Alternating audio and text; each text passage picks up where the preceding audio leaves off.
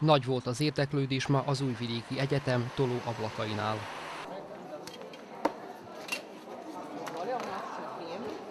Folyamatban van a második iratkozási kör.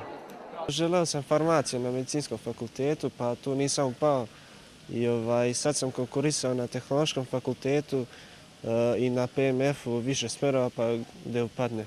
Prvi konkursni rok mi je bio poljoprivredni, ali izdešavalo su se neke stvari što baš i nije, ali dobro, nema veze, nećemo sad o tome. Pa ću da pokušam na drugi fakultet, pošto sam od poljoprivrednog odustao što se to izdešavalo i sad više mi se ne sviđa, pa ću da pokušam na prirodno-matematičkom.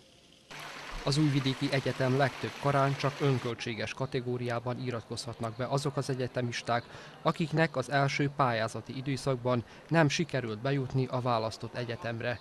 Így például a jogi karon még 197-en, a közgazdasági karon 259-en, a technológiai karon pedig 21-en iratkozhatnak önköltséges alapon. A bölcsészettudományi karon is még maradt szabad hely.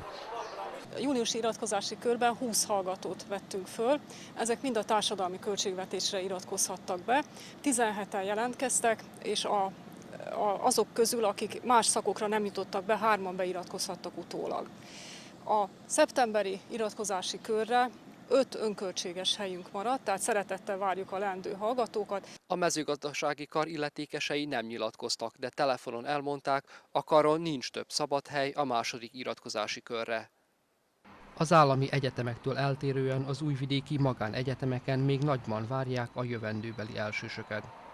Na inženjerskom menadžmentu i na menadžmentu informacijnim tehnologijama, znači na svakom smeru ponaosob je ostalo još 50 mesta u drugom upisnom roku.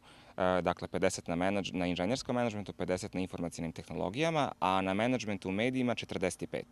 Az állami egyetemi karokon a felvételikre szeptember 3-áig lehet jelentkezni, a felvételi vizsgák pedig szeptember 4-től 6-áig zajlanak. A végleges eredményeket szeptember 12-én teszik közzé, az iratkozásnak pedig 14-ig be kell fejeződnie.